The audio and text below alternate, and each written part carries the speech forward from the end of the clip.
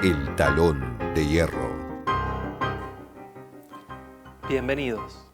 Hoy hablaremos sobre qué es el ateísmo y cuál ha sido su significado a lo largo de la historia, el pensamiento crítico y la praxis política. Y para ello tenemos un invitado de lujo. Con nosotros el profesor de historia Federico Mare. Bienvenido, Fede. ¿Cómo estás? Muchas gracias por la invitación, muy bien. Bueno, gracias a vos. Sabemos que has publicado recientemente un libro que queremos recomendar, sobre el que vamos a hablar hoy, God Laws, Ateísmo, Libre Pensamiento y Existencialismo, ¿no? Abordando este tema desde distintas perspectivas, con una lectura verdaderamente apasionante. Pero contanos un poco, como para entrar en tema, ¿qué es el ateísmo? ¿Qué lo diferencia de la religión en términos generales? ¿Y cómo se puede decir que a lo largo de los distintos tiempos históricos se han presentado frente a preguntas importantes, ¿no? en el pensamiento, como el sentido de la vida, por ejemplo? Sí, permitime dar un rodeo en la respuesta y después Sí, vamos claro. a lo que me preguntabas. La motivación que tuve cuando escribí este libro hace ya 3 años era dar a conocer el ateísmo de una manera diferente a la que habitualmente se lo presenta, ¿no? Hay muchos prejuicios y muchos estereotipos alrededor del ateísmo y de las personas que son ateas. Y habitualmente se lo asocia a un descreimiento y al nihilismo, Ujú. a personas que están a la deriva en la vida, que no tienen valores, ¿no? Incluso que no tienen ética, moral. Se lo asocia meramente a lo negativo, en el sentido de una crítica a la religión, ¿no? Como que el ateísmo no tiene nada propositivo, no hay un ateísmo por la positiva, sino que el ateísmo sería algo meramente negativo, ¿no? Es criticar a la fe, a la religión. Entonces, contra ese estereotipo, contra esa simplificación, contra ese muñeco de paja,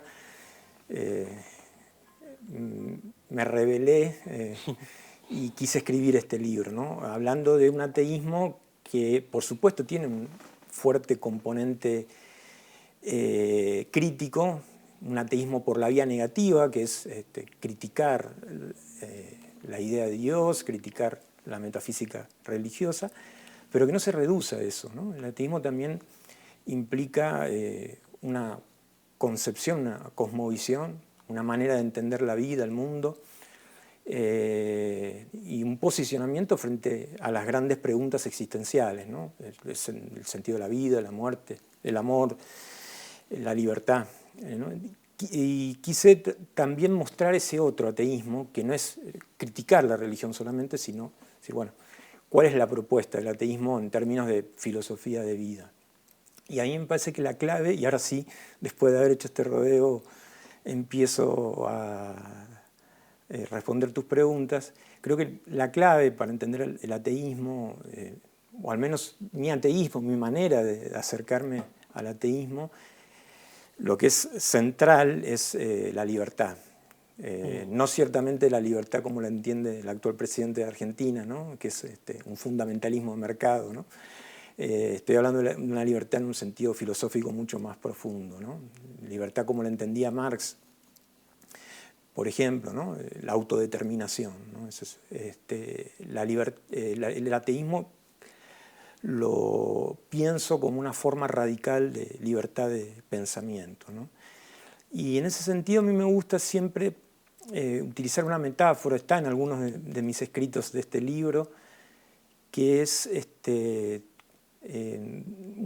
creo que todos conocemos la película Matrix, ¿no? Y esa disyuntiva que se plantea en un momento, ¿no es cierto?, entre la píldora roja y la píldora azul, ¿no? ¿Qué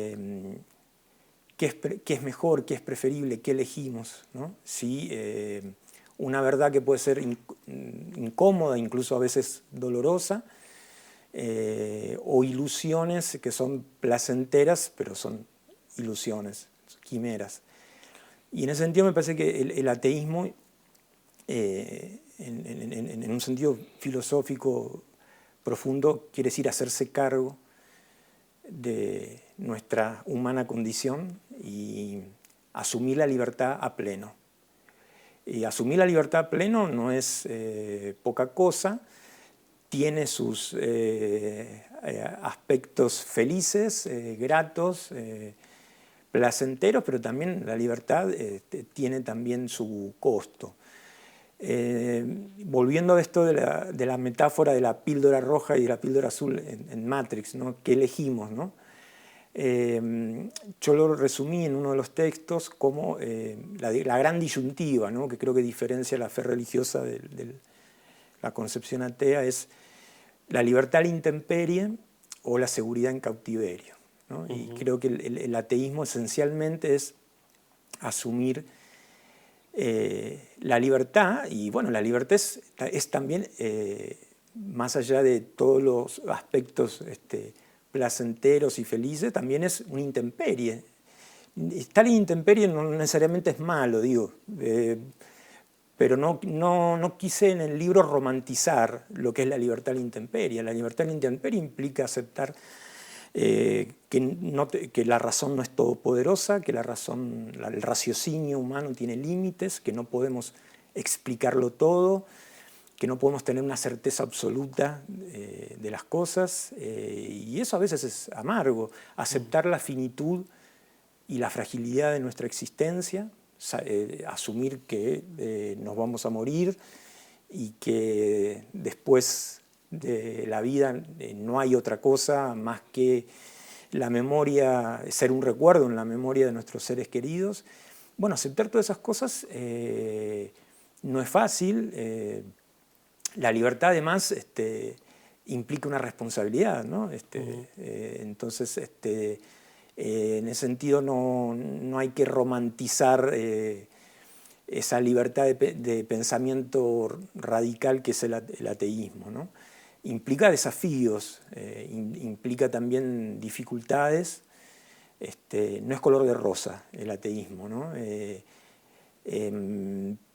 Pero así todo, considero que es el mejor camino, frente a la otra opción que es una seguridad que nace, que está asociada al cautiverio, ¿no? A ilusiones que son calabozos. Frente a ese cautiverio placentero, o que parece ser placentero, creo que lo mejor es asumir lo que somos radicalmente, desde la raíz. Hay una reflexión ética en esto, una pregunta por la esencia de la libertad del pensamiento, pero también en tu libro encontramos una beta de la formación de un historiador que ha ido a buscar en la historia del pensamiento qué antecedentes ha tenido esta forma de pensar, digamos, que quizás es lo que hasta está buena la metáfora de Matrix, pero es lo que a lo mejor le falta, es decir, cuántas veces antes en la historia, además de está bueno pensar en el futuro, pero vos lo encontraste también en textos muy antiguos, algunos indicios de esto, en la Grecia arcaica, sí, en la mitología, incluso en algunos textos bíblicos como el Eclesiastés. ¿Querrías contarnos un poco de eso? Sí, aclaremos antes que nada que en estos casos que vos decís de tiempos tan remotos no podemos hablar de ateísmo en sentido estricto, pero sí podemos hablar de atisbos de un escepticismo frente a la fe, frente a los dogmas, a los mitos ancestrales, frente a la autoridad monárquica o del clero. Encontramos en distintos ámbitos civilizatorios del mundo, en distintos textos, tradiciones, encontramos atisbos de escepticismo, que yo creo que son esos atisbos de escepticismo frente a la tradición ancestral, frente a los mitos, frente a los dogmas, esas vacilaciones de la fe, ciertas dudas, ahí yo creo que está el germen de lo que puede derivar, a partir de todo un desarrollo, por supuesto, intelectual, filosófico, puede llevar al ateísmo, ¿sí? Eso es muy interesante. Generalmente lo que yo he encontrado en textos, en fuentes sapienciales del cercano Oriente Antiguo, también en China, en India, incluso en Mesoamérica, encontramos, por ejemplo, sacerdotes que reflexionan sobre la vida, sobre el mundo, y en esas meditaciones, a veces, no siempre, pero a veces en esas reflexiones aparecen preguntas muy profundas, preguntas que a veces son angustiosas, dolorosas, preguntas ante las cuales, cuando uno está leyendo esas fuentes, aparece la vacilación, una fe que entra en duda, ¿no? Como que tambalea, y es notable eso, ¿no? Un sacerdote, ¿realmente existen los dioses? ¿Realmente el mundo tiene un sentido? Hay fuentes que uno encuentra esa vacilación, esa duda.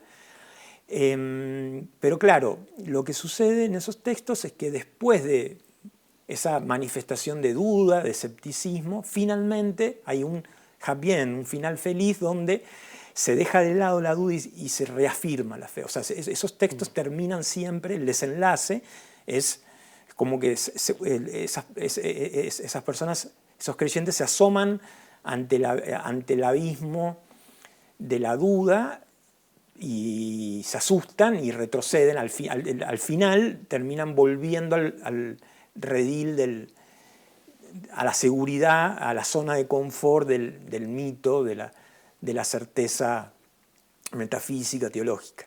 Pero es interesante que todo ese tránsito de duda, ¿sí? Más allá del desenlace... Como ejercicio del pensamiento. Claro, hay un ejercicio de pensamiento, que después se cancela, se aborta al final. Pero es interesante que uno encuentre esos textos, ¿no? En Egipto también pasa, ¿no? Y hay quejas amargas, incluso textos donde aparece el reclamo a los dioses o creyentes que están enojados con la divinidad porque consideran que acumulan en sus espaldas demasiadas desgracias, calamidades, ¿no? La muerte de un ser querido o la pobreza, la caída en desgracia con el rey, distintos infortunios, ¿no? Y frente a eso hay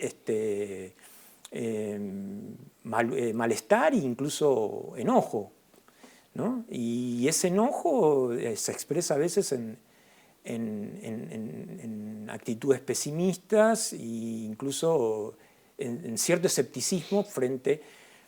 Pero siempre que son preguntas, ¿no? Como interrogantes que se hacen, pero una vez hechos esos interrogantes, al final de esos, generalmente son poemas sapienciales, al final se vuelve a la zona de confort de la fe.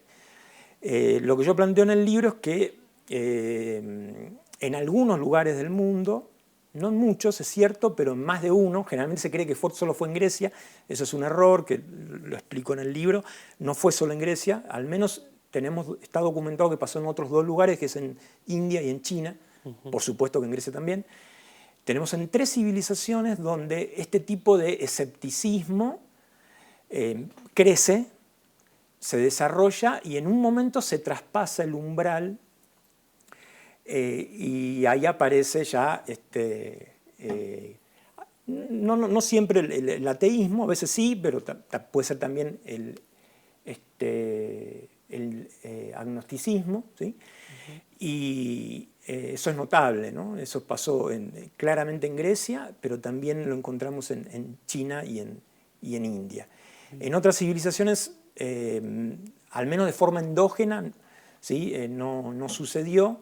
Sí, en el caso de la civilización árabe, por influencia de la filosofía griega, obviamente, pero de forma endógena pasó en Grecia, en China y en India, ¿no? Individuos, personas que en un momento en esa reflexión existencial, llegan a cortar si me permitís la metáfora, cortar el cordón umbilical con la fe religiosa, con los mitos ancestrales, con los dogmas, ¿sí? Y ahí aparece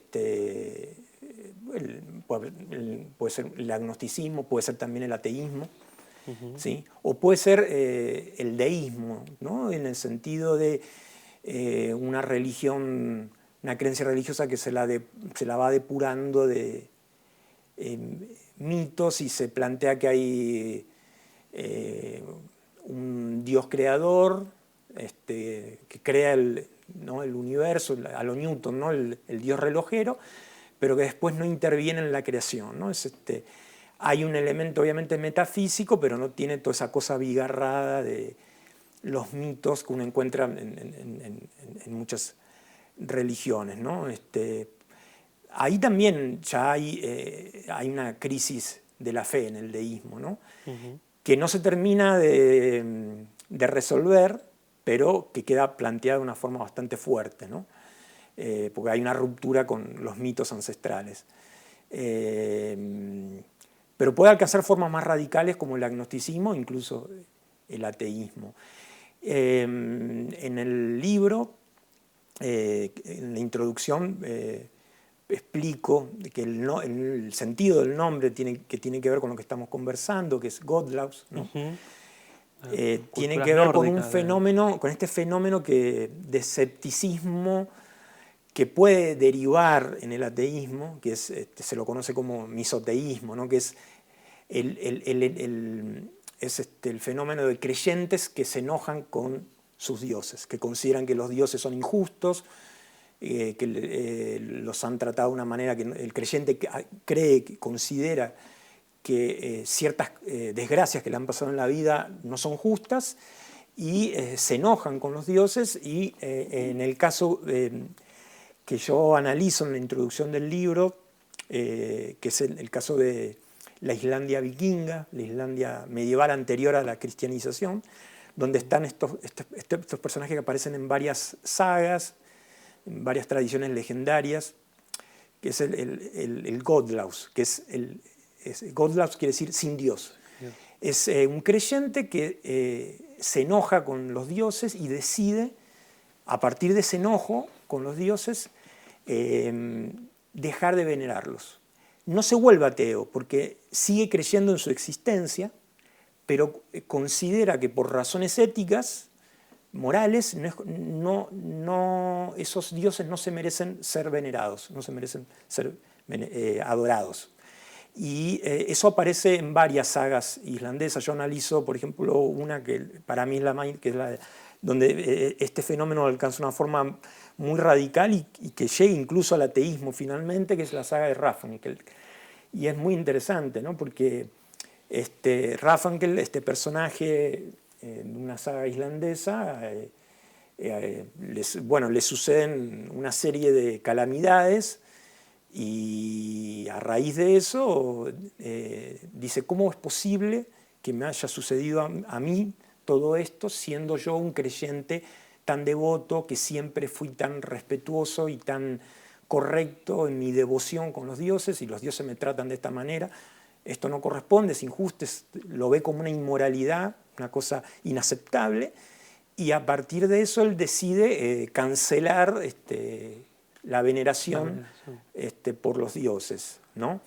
Pero después, en una parte, esto es lo que es común, lo que decía antes, el fenómeno del misoteísmo, que uno lo encuentra en muchas culturas antiguas, y también, por supuesto, en la Islandia vikinga, está en varias sagas este tipo de personajes de creyentes enojados, misoteos, pero en el caso de Rafael da un paso más y es que termina diciendo que los dioses son una gran mentira, ¿no? Se lo termina diciendo, lo ve como una soncera y dice, es ridículo. No solo es ya un creyente enojado, sino un creyente que dice que deja de serlo. Dice, no puedo sostener una creencia en esto. A partir de todas las cosas, de todas las calamidades que me han pasado, de todas las desgracias que me han pasado, llego a la conclusión de que los dioses no pueden existir. Y ahí sí ya arribamos al ateísmo. Nos vamos aproximando, ¿no? Sí. Ahora, ¿cómo toman estos antecedentes históricos, o por lo menos los más conocidos de la Grecia antigua y demás, los pensadores modernos, ¿no? ¿Qué importancia tienen a lo mejor esos antecedentes en el pensamiento de autores que ya tienen más que ver con el abordaje de la crítica a la religión, el caso de Ludwig Feuerbach, el propio caso de Nietzsche? ¿Cómo podrías relacionar, digamos, esa evolución o ese cambio entre las formas antiguas y ya la gente que va a empezar a hacer un cuestionamiento de la religión en la edad contemporánea? Bueno, el ateísmo moderno tiene muchos vasos comunicantes con la filosofía griega. Solo uno lo encuentra en Nietzsche, lo encuentra en Marx, en Feuerbach. En ese sentido, el ateísmo moderno nunca se autopercibió como algo que nació de la nada, para nada. Ahí es interesante decir que las religiones tienden a asumirse como las que tienen el monopolio sobre la tradición, ¿no? Y en realidad el ateísmo tiene una muy rica tradición filosófica, ¿no? Y los autores ateos son muy conscientes de sus precedentes, ¿sí? De una larga historia que se retrotrae a la antigüedad. En ese sentido, cuando uno lee los filósofos modernos, encuentra todo el tiempo referencias a Epicuro, por ejemplo, claro. A Cicerón, autores que no necesariamente tenían posiciones ateas, hay que ver cada caso, se ha discutido mucho sobre cómo etiquetar, pero sí fenómenos que podemos llamar de irreligiosidad, ¿no? En la antigüedad, no necesariamente ateos o no necesariamente con esa radicalidad como para ponerle la etiqueta de ateísmo, pero sí fenómenos muy claros de irreligiosidad, ¿no? De escepticismo, de duda radical sobre la existencia de los dioses. Y toda esa tradición, no solo griega, también romana, ¿no? Porque la filosofía griega impacta fuertemente después, como sabemos, en el Imperio Romano. Toda esa tradición greco-romana antigua reaparece fuertemente en la modernidad. Pero no es solo que hay autores de la antigüedad que tuvieron posiciones irreligiosas y que eso influyó en los autores ateos modernos, sino que si uno toma el caso, por ejemplo, de Nietzsche, la influencia de la antigüedad es mucho más vasta, amplia y compleja, porque también en el caso de Nietzsche, por ejemplo, toda la tradición politeísta de la religión grecorromana, hay una fuerte influencia en él, ¿no? En el sentido de que las religiones antiguas, politeístas, tenían una serie de características que, más allá de la fe, la creencia en un más allá, tiene elementos humanistas muy importantes, que le digamos que, y hay cierta afinidad con el ateísmo, ¿no? Porque, por ejemplo, tomemos el caso de la poesía griega arcaica, Homero, Hesíodo, y ahí es interesante, por ejemplo, cuál es la concepción que se tiene del más allá, ¿no? De la vida después de la muerte. Bueno, la conclusión fácil sería decir, en la Ilíada, en la Odisea, en los poemas de Hesíodo, aparece un más allá. Sí, es cierto, aparece un más allá y eso no encajaría con el ateísmo, pero cuando uno empieza a profundizar, a bucear en esa creencia en un más allá, se encuentra que es un más allá muy anémico en términos soteriológicos, de creencia en la salvación. Es un más allá donde el alma languidece en un estado que es muy cercano al ya no ser más de la muerte. Es decir, incluso, por ejemplo, en la Odisea, a Ulises en un momento se le ofrece la posibilidad de la inmortalidad y él la rechaza. Claro, eso es algo inimaginable. Calipso, ¿no? Claro, sí, creo que es Calipso. Ese ofrecimiento y que él lo rechace es muy interesante, ¿no? Y es algo inimaginable en la tradición de las religiones abrámicas, ¿no? En el cristianismo, en el judaísmo, en el islam. Alguien rechazando la posibilidad de la inmortalidad es inimaginable, ¿no? Es decir, en las religiones politeístas, más allá de que hay un elemento sobrenatural, un elemento teológico, hay un elemento de humanismo, un humanismo muy fuerte, ¿no? Que aparece, bueno, con Aquiles también. Aquiles también, Aquiles también, hay un episodio con él cuando se lo visita en el Hades y bueno, él expresa una profunda nostalgia por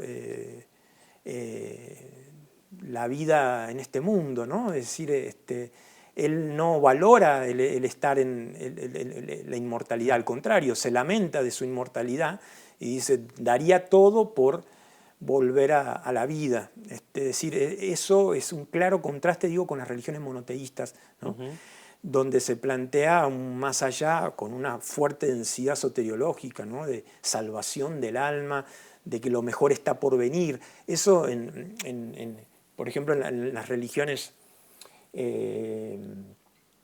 griega, en la religión romana, la tradición pagana, eso no es para nada así. Hay una fuerte valoración de la vida, hay un fuerte humanismo, un fuerte vitalismo, podríamos decir. Vitalismo, claro.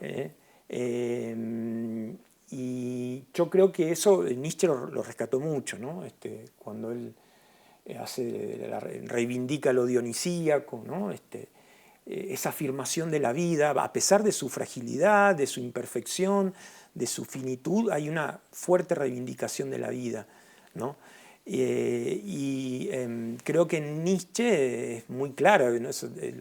La influencia de toda esa tradición greco-latina, que bueno, tienen que ver en algunos casos con estos autores que eran irreligiosos, pero que también tienen que ver con esas religiones politeístas que estaban muy lejos de las posiciones antivitalistas que después va a tener, por ejemplo, el cristianismo, ¿no? Entonces yo creo que Nietzsche, con razón, hace una valoración muy positiva del humanismo de los griegos, ¿no? De ese humanismo politeísta, ¿no? En el libro hablas también de que, de alguna forma, el libre pensamiento vinculado al ateísmo es una rebelión metafísica, una pizca de orgullo prometeico. Claro, sí, utilizo metáforas. Expresiones que nos llevan a lo que es la filosofía y la literatura del existencialismo, ¿no? Y de obras de Albert Camus. Sí. Contanos qué encontrás en esas obras, cómo podemos encontrar el valor filosófico del ateísmo en obras como El mito de Sísifo o Sí. El hombre rebelde. Bueno, en el mito de Sísifo de Camus es muy notable el maridaje entre ateísmo y existencialismo, ¿no? Bueno, en Sartre también, por supuesto. Yo tengo debilidad por Camus y yo creo que tanto en sus obras más filosóficas, esencialmente para la temática que estamos hablando, El mito de Sísifo y El hombre rebelde, como también en obras literarias de él, aparece esta filosofía, ¿no?, que podemos llamar un existencialismo ateo y religioso, y Camus, por ejemplo, se plantea en el mito de Sísifo, bueno, hay una vuelta también a la tradición griega. Fíjate que él toma el personaje de Sísifo, por supuesto que hace una interpretación libre, no literal, pero hay, igual que en Nietzsche, una vuelta al pasado griego, ¿no? Y en rescatar esa libertad contra los dioses que uno disfruta en muchos de los mitos antiguos, ¿no? En El hombre rebelde, Camus se plantea también esto del misoteísmo. Él no utiliza ese término, pero él habla de la rebelión metafísica, y es esencialmente lo que yo describí hace un ratito. Camus también considera que en la historia del ateísmo hay como un gran precursor, que es el misoteísmo, ¿no? El misoteísmo en el sentido que te decía antes, ¿no? El creyente que se enoja con los dioses porque considera que algo que le ha pasado es una injusticia inaceptable, ¿no? Y se rebela contra los dioses, ¿no? Hay en varios mitos griegos aparece esto, ¿no? Y en esa rebelión se ilumina un camino que, si se lo decide transitar hasta el final, se llega al ateísmo, ¿no? Llegar hasta el final es cuando finalmente, como decía antes, se decide cortar el cordón umbilical con la fe y se acepta que vivimos en un mundo que no tiene dioses, ¿no? Eso puede empezar con un enojo, con un creyente enojado, pero puede derivar en otra cosa, ¿no? Y el ateísmo para Camus empieza como una rebelión metafísica, como un creyente furioso con la divinidad, que decide enfrentarla. Y eso es muy importante, ¿no? Y Camus destaca el sentido muy profundo de la libertad que tiene que tener una persona que cree en un Dios y que considera que ese Dios es todopoderoso, o que es infinitamente más o mucho más poderoso que él, y que aún así se atreve a desafiarlo, a rebelarlo, sabiendo que esa rebelión le puede costar mucho, ¿no? Y aún así, por dignidad, decide enfrentar a los dioses, ¿no?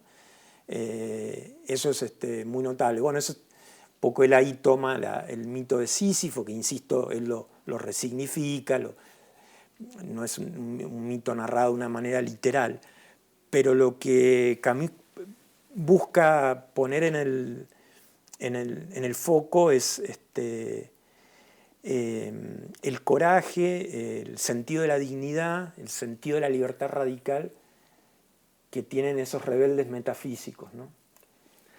Porque pensemos que para una persona que ya llegó al final del camino y que ya no cree en los dioses, bueno, ya no hay en términos psicológicos ya el desafío no es tan grande, porque en realidad vos ya dejaste de creer en esa divinidad y no tenés miedo a un castigo eterno. Claro. Pero el que todavía no llegó al final de ese camino, rebelarse contra la divinidad que te puede castigar eternamente, ¿no? Como en estos mitos, ¿no? Bueno, el mito de Prometeo, el mito de Sísifo, y aún así una cuestión de autoafirmación, ¿no? Dice, me banco lo que sea. Entonces, Camus ve en eso que él llama la rebelión metafísica un camino al ateísmo. En paralelo, planteás también otro tipo de ateísmo, ¿no? Que definís como un ateísmo maduro, comprensivo, en la figura de Marx, ¿no? Y cómo va a resignificar Marx el pensamiento de Feuerbach sobre la religión, la comprensión de la religión como fenómeno social. ¿Qué nos podrías contar de eso? Bueno, sí, claro, Marx es extraordinario su aporte en la historia del ateísmo, porque antes de Marx el ateísmo era un ateísmo aristocratizante, elitista, donde el ateo se ponía en un lugar de superioridad frente al vulgo que tenía supersticiones religiosas, ¿no? Entonces, el ateo, el libre pensador ateo, era alguien que de alguna manera sermoneaba o pontificaba a las, entre comillas, las clases inferiores, al vulgo, a la plebe, y le reprochaba su incredulidad, ¿no? O incluso se mofaba, se burlaba de su incredulidad, de su credulidad, perdón.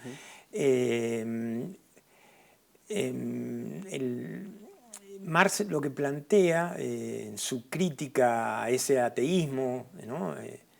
Al ateísmo de Nietzsche, de Feuerbach, es que hay que ir más lejos y que hay que preguntarse qué es lo que lleva a las personas, qué es lo que lleva entre comillas, a ese vulgo que tanto se desprecia, qué es lo que lo lleva a creer, qué es lo que lo lleva a tener ilusiones religiosas. Y Marx explica con mucha lucidez, con mucha claridad, que vivimos en un mundo tan injusto, tan opresivo. Hay personas que sufren tanto en este mundo por cómo está organizada la sociedad, por las clases sociales, por la explotación económica, por la opresión política. Esas personas que se rompen el lomo trabajando todo el día, esclavos, obreros, siervos de la gleba. Esas personas, frente a una vida tan amarga, una vida tan injusta, tan dolorosa, ¿cómo no van a tener creencias religiosas? Entonces, él ahí, en lugar de hacerle el reproche al, entre comillas, vulgo por su credulidad, Marx el reproche se lo lanza a los filósofos ateos que no tienen sensibilidad social, que no se dan cuenta por qué hay tanta gente que tiene creencias religiosas. Es muy fácil para un aristócrata que tiene la vida resuelta ponerse a reflexionar, a razonar y llegar a la conclusión de que la fe religiosa es una gran quimera. Para personas que están en una zona, que están en el confort de tener la vida material resuelta, es mucho más fácil llegar a ciertas conclusiones. Pero para el laburante, ¿no? Para la persona que está en una situación de extrema pobreza, que sufre tantas injusticias, que no ha tenido además en muchos casos acceso a la filosofía, ¿no? O a la educación, es muy injusto y muy canallesco reprocharle que tenga creencias religiosas. Entonces Marx dice lo que corresponde es transformar el mundo, cambiarlo de tal manera que el pueblo ya no necesite de ese opio, como lo llama, ¿no? Que es la religión. Pero lo interesante es que Marx cambia el foco.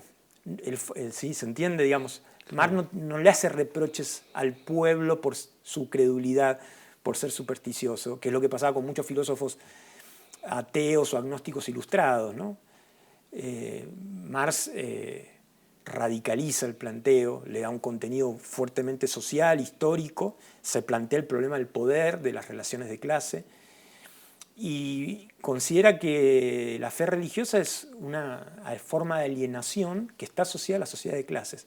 Entonces lo que hay que hacer es luchar contra la sociedad de clases. Si uno erradica la raíz, digamos, si uno ataca la raíz del problema, que es la explotación económica, las injusticias sociales, esa forma de alienación ideológica que es la religión va a perder su razón, va a dejar de existir, ¿no? En ese sentido, yo reivindico mucho el ateísmo de Marx, porque además de ser ateo soy de izquierda, soy anticapitalista, soy comunista, entonces me parece totalmente canallesco pararse arriba de un pedestal, de un Olimpo filosófico y pontificar a las masas por su credulidad, perdón, por su superstición. Hay que cambiar el mundo para que esas ilusiones, esos engaños dejen de ser necesarios. Uh-huh. Ese es el desafío. Has rescatado también en tus trabajos la figura de un pensador español, Gonzalo Puente Ojea, del cual me gustaría que nos cuentes brevemente, si podés, de quién es, por qué han sido tan importantes sus aportes hacia la historia del cristianismo, la historia de las religiones, y en particular, si podés explicarnos por qué también señalás que él hace aportes a lo que son las teorías marxistas de la ideología en esto. Bueno, llevaría toda una entrevista en sí mismo, pero a ver, tratando de ser lo más sintético posible, diría que muchas veces la izquierda no ha sido suficientemente rigurosa en la crítica de la religión, crítica que es totalmente necesaria. Sin duda tenemos en toda esta corriente que es la crítica de la religión, ha habido pensadores de izquierda de primerísima línea, de gran talla, por supuesto Marx,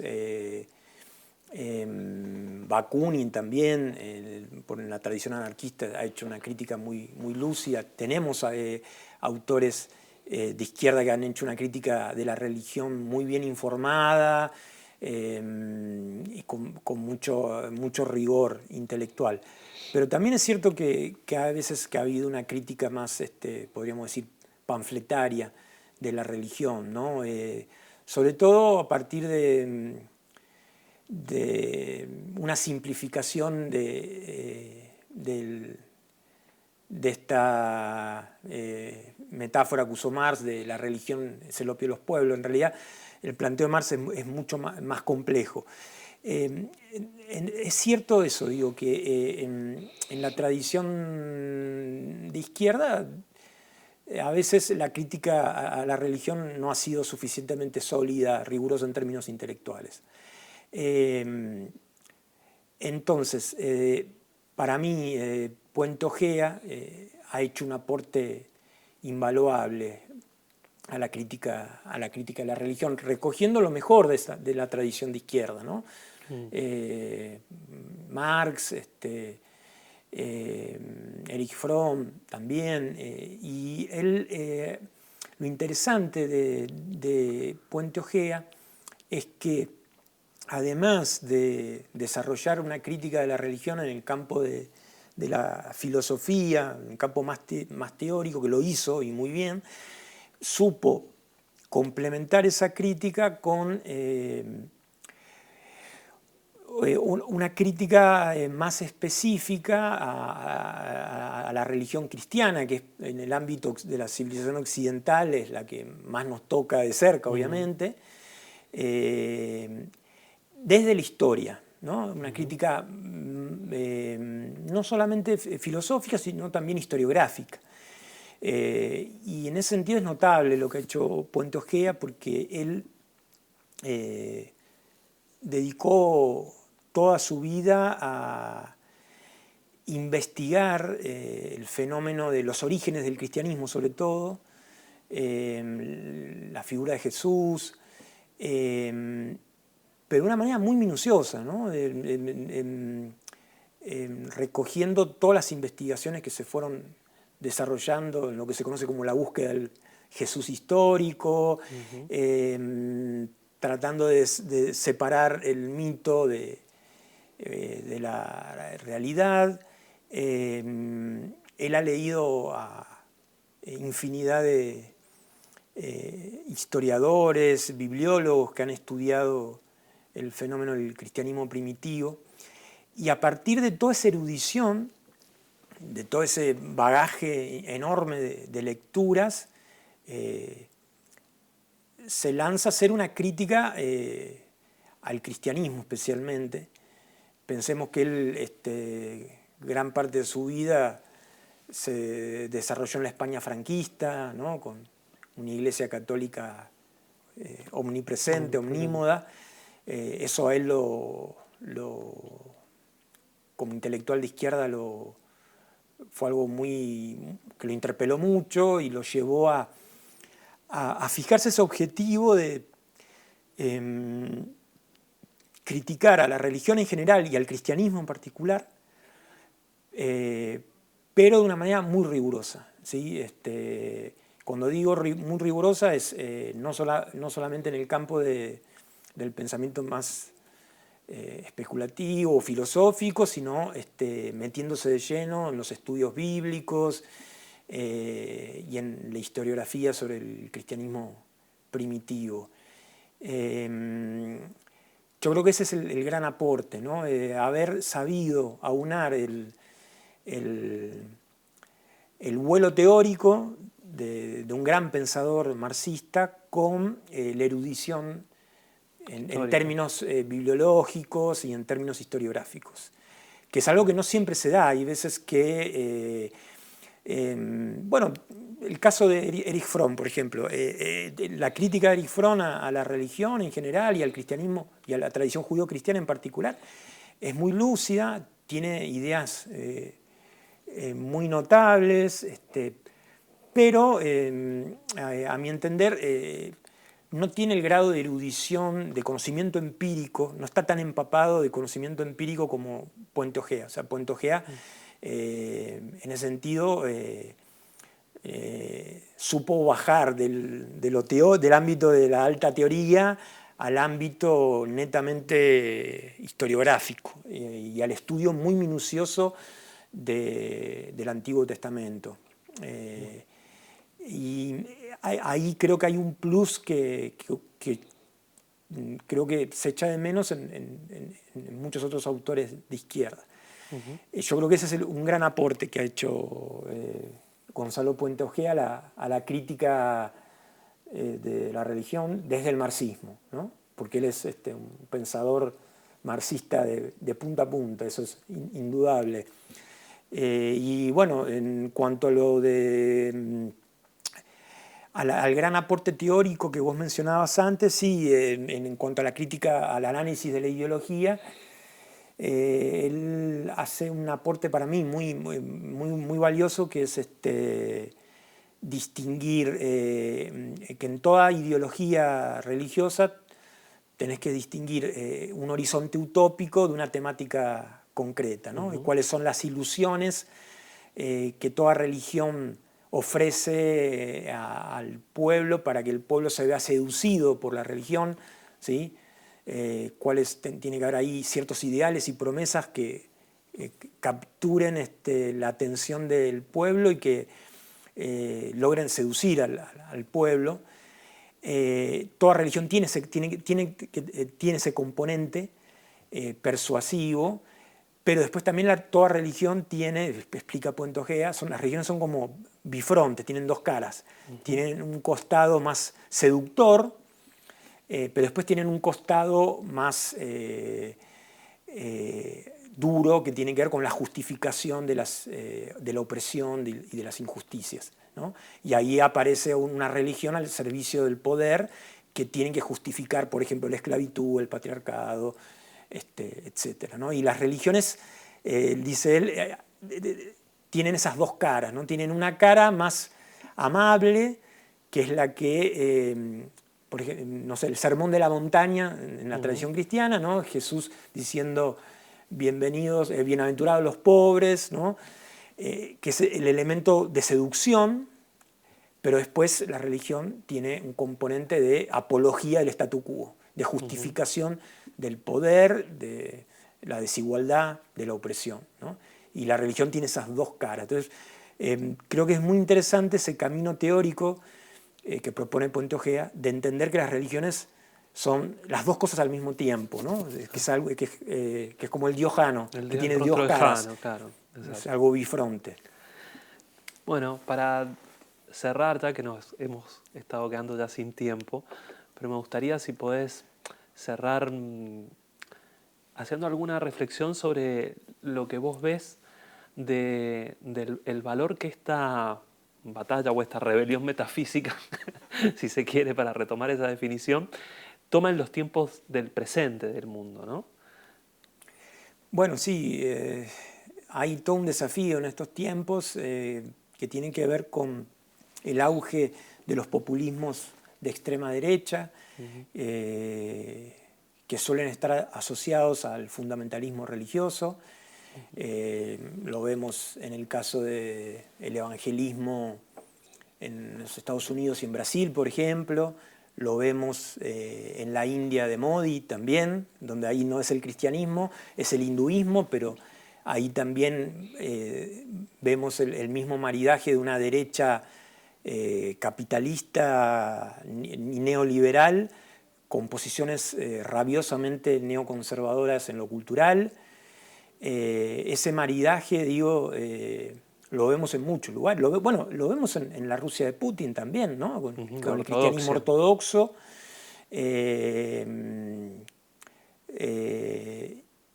Y vemos también, y ahora vengo a la Argentina, que es el país donde hablamos, en Argentina vemos también un fuerte crecimiento de un evangelismo que en general, no quiero caer en simplificaciones, pero que en general está asociado a la derecha y al conservadurismo, ¿no?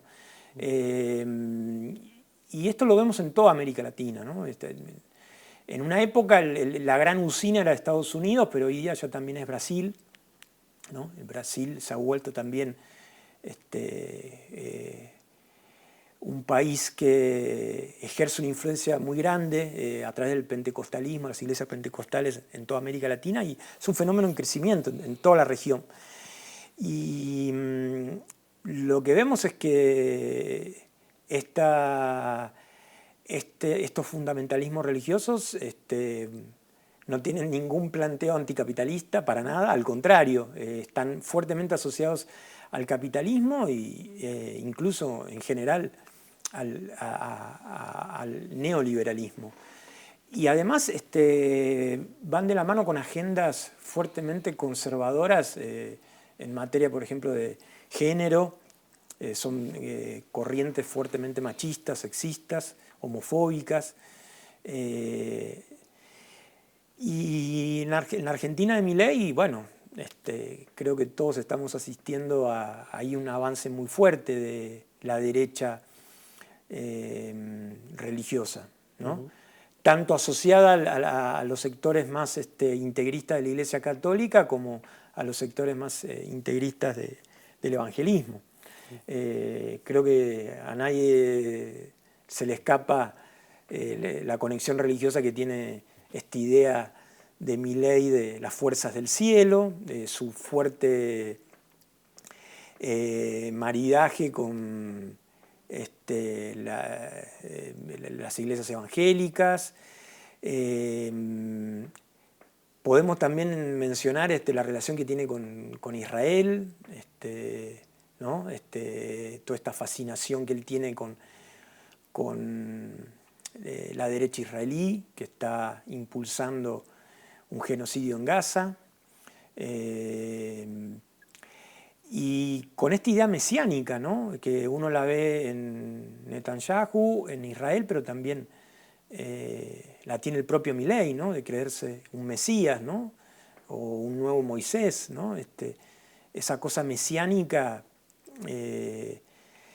es realmente preocupante, ¿no?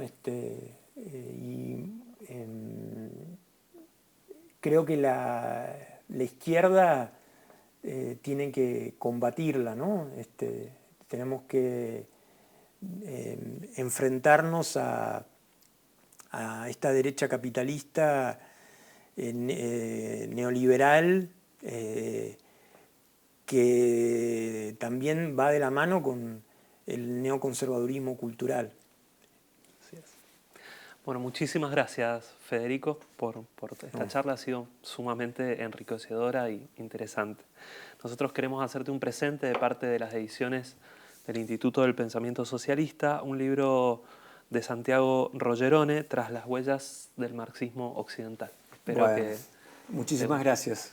Muchísimas gracias. Lo voy a leer con gusto. Nos vemos en un próximo episodio del Talón de Hierro.